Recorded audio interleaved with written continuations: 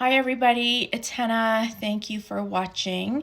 Today's video is all about this perfume right here. This is Borneo 1834 by Serge Lutens.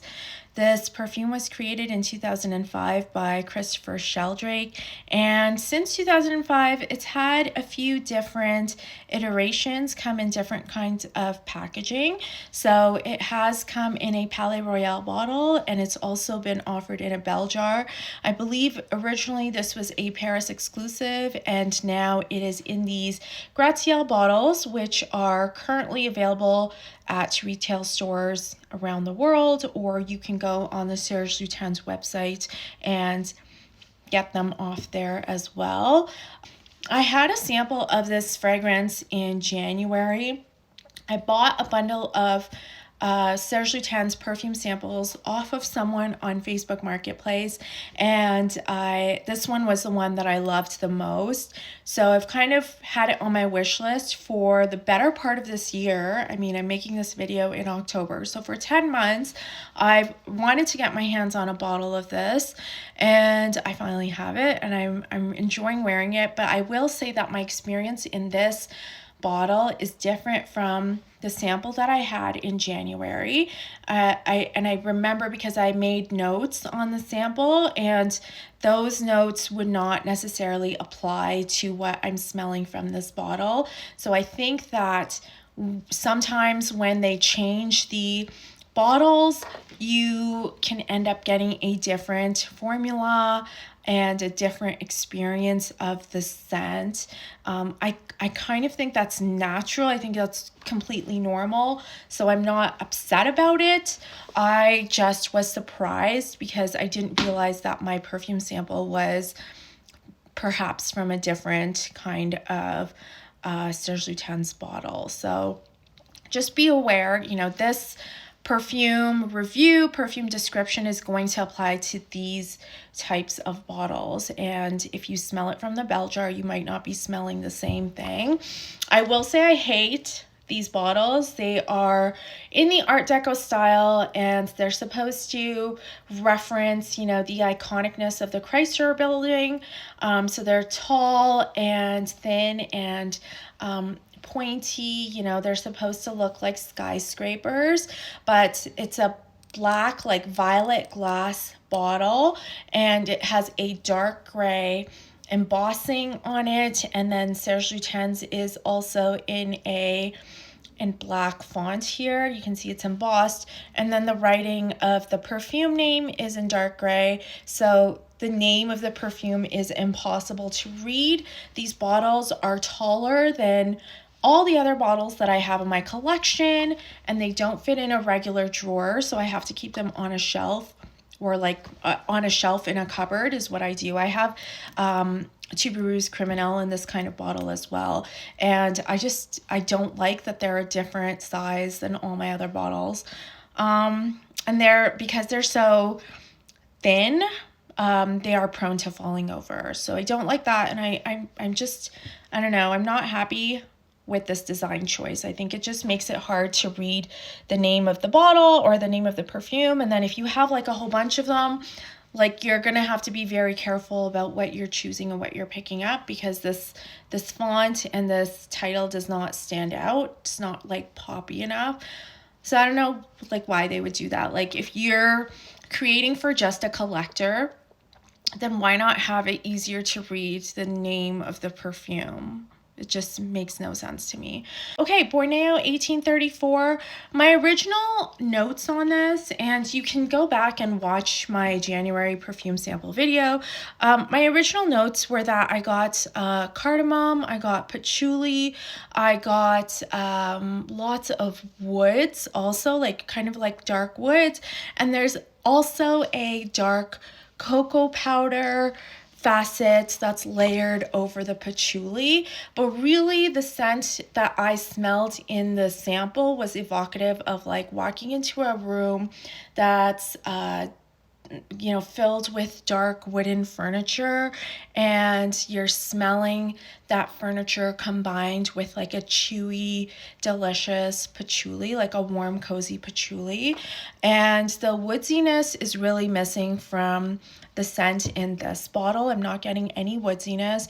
I am getting tons of that patchouli, which I really like, and a dusting of cocoa powder, but it's not very sweet, so it's not like we're now in gourmand territory at all.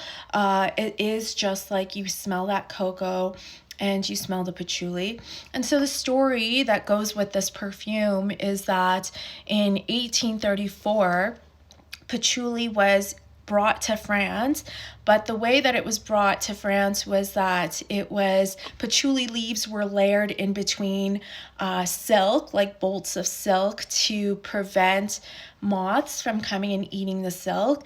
And then when the silk got to France from Indonesia, people loved the scent of patchouli leaves so much that they started wanting to wear patchouli as a fragrance, and it was really appreciated as a fragrance. And then around the same time, cocoa powder was also introduced to France and Europe, and so this perfume, combines those notes and kind of takes you on that journey, which is quite lovely.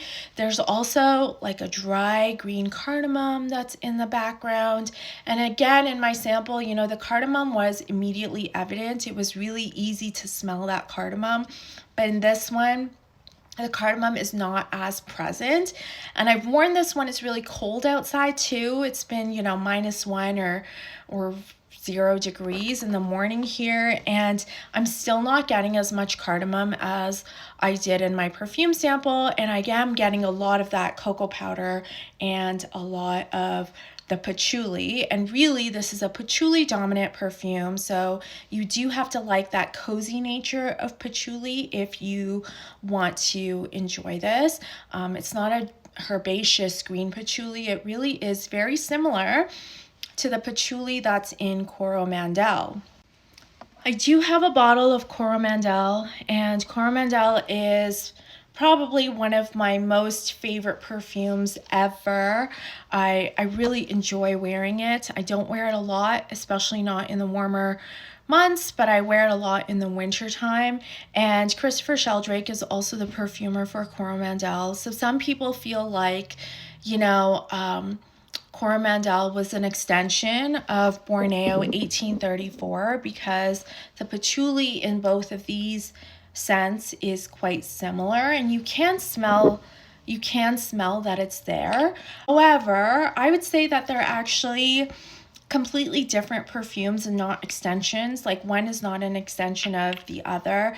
Coromandel is a little bit more sophisticated and more textured and definitely more interesting. It opens very citrusy. It has some florals in it, which is like a very Chanel signature. It mixes benzoin and incense with the patchouli, so that makes it so much more interesting. And people think that the benzoin and vanilla combined with the patchouli reminds them of white chocolate, but I think, again, maybe they're thinking about the patchouli in Borneo 1834 and thinking that maybe it just changed into a white chocolate instead of being a dark chocolate.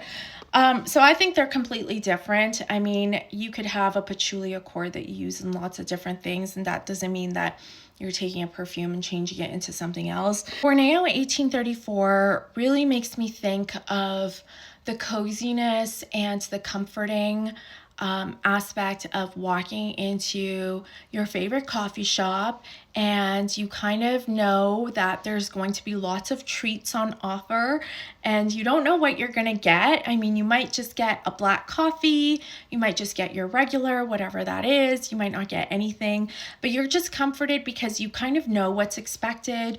You're warm, you're involved in community, and you can feel the embrace of a community, and that is also very comforting. There is an expectation and also the freedom to choose what you want, and Borneo 1834 just makes me think about that, And I think it's that cocoa part that makes me think that it's warm and comforting and cozy, but it's still not gourmand. It's still not sweet. It's just kind of interesting. And the patchouli is really comforting and cozy. And, you know, for all those reasons, I think that this is the perfect perfume to wear when it's a little bit cooler outside. So maybe you want to wear it when it's fall. Maybe you want to wear it when it's spring.